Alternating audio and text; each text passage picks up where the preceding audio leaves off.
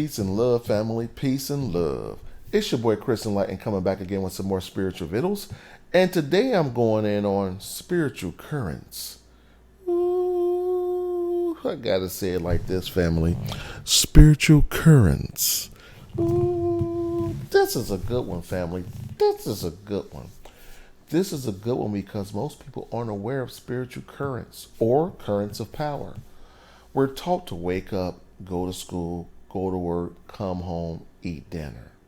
When you have a set program like that, a set path already set for you, regardless of what spiritual current comes your way, you're going to miss it because you have your blinders up. And when you have your spiritual blinders up, you miss your spiritual current. We have regiments and things like that set in place so we'll miss our spiritual currents. When I took a year off of work, I was simply riding my spiritual current. I was at my last job and I was just like, you know what? I really embraced my wealth. And I was like, although I'm making good money here, I'm not going to have the life I need working here. So I just gave him my 30 days. Like, you know what? My 30 days, here you go. I didn't understand what I was going to be doing next. I didn't know where I was going. I didn't have any other jobs lined up. But I jumped into my spiritual current. And when you jump on your spiritual current, you're not going to know the answer because your answer flows like the wind. Just like there's wireless, there's wind, all these different other currents that are going on out there that you can't see, but they are there. They are there. You can use things like wireless routers and things like that to pick up the wireless signal. But without that wireless router, you won't be able to see it or connect to it. With spiritual currents, your wireless router is you. You're the router. But if you don't turn on your router, if you don't jump on the current, you won't be able to reap the benefits of the spiritual current. And the only way you can measure your spiritual current is doing something that you normally wouldn't do. If you have a set path, you walk out your door, you make a left at the light, then you make a right at the light. You're going to get what you've always gotten. But if you go out and make a right at the light and just drive and let the current, your spiritual current, take you where you want to go, you'll see and experience different things. Nothing exists until you focus on it, family. So if the idea or the ideology of spiritual currents was never brought to you, you wouldn't even know they exist. So how would you know to tap into something that you weren't aware of? But now that you're aware of spiritual currents, the next time you go outside, before you even take a move, ask the universe to allow you to flow with the spiritual current. And just let your higher self and the universe and that spiritual current take you where you want to go. You want to have at least 2 or 3 days a week where you don't have any plans, where you let your plans formulate within you and you just find your way at places. I don't know about you, but there's nothing like when me and my wife go out for a drive and we just end up at these great places, and when we get home we be like, wow, you know what? We didn't have any plans today, but we rode that spiritual current and we had an amazing day. I enjoyed my time with you today.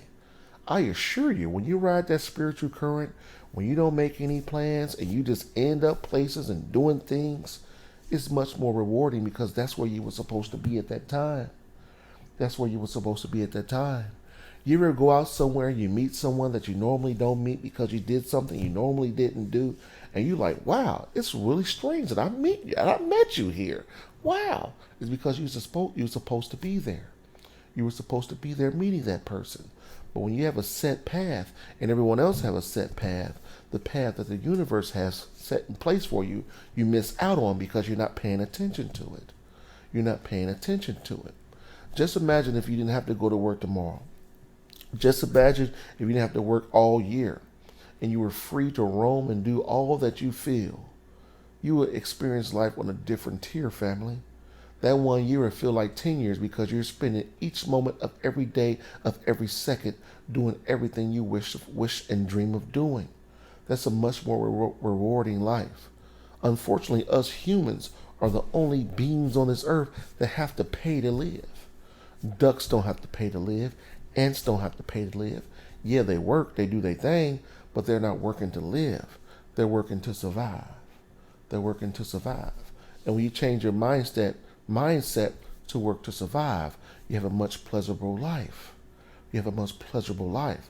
My surviving consists of traveling, eating delicious food, spending time with my wife, you know what I mean? Hugging my daughter, spending time with my family.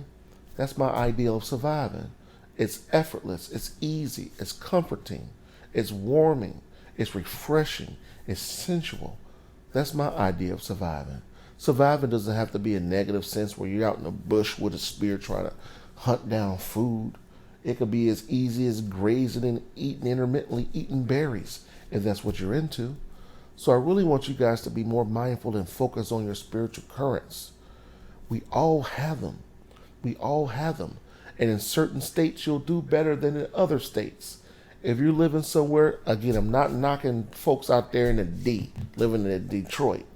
But if you're not winning in Detroit, move. I was living in Cincinnati and I was doing fairly well back in my early teens. But I left to go to Atlanta and I was living it up down there. But I wasn't winning financially. So I came back home and I've been winning ever since. Usually the place where you're born, that's where your initial spiritual current is that you can win with. If you can't make it home, more than likely you won't be able to make it anywhere else. Unless wherever else you're going, the spiritual current is stronger there. So I really want you guys to do me a favor. I really want you guys to put a place, something that represents where you were born on your altar. Okay? And put something that represents money on top of your city on your altar. And what that magical act will do is funnel currency to your area for you to get. It's just as simple as that, family. That's real magic. The biggest part of magic, what really makes magic work, is doing it. A lot of people write it down and think about it, but they don't do it and they don't win and they want to complain.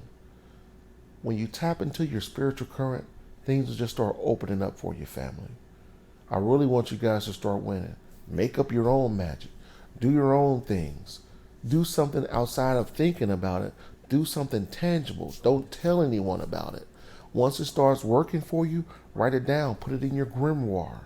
And if you choose to, you can tell other people about it. But again, the more people you tell about your magic, the weaker the magic gets for you. I've already won with it, so there's no problem me sharing. You know what I mean? But on that note, family, peace and love.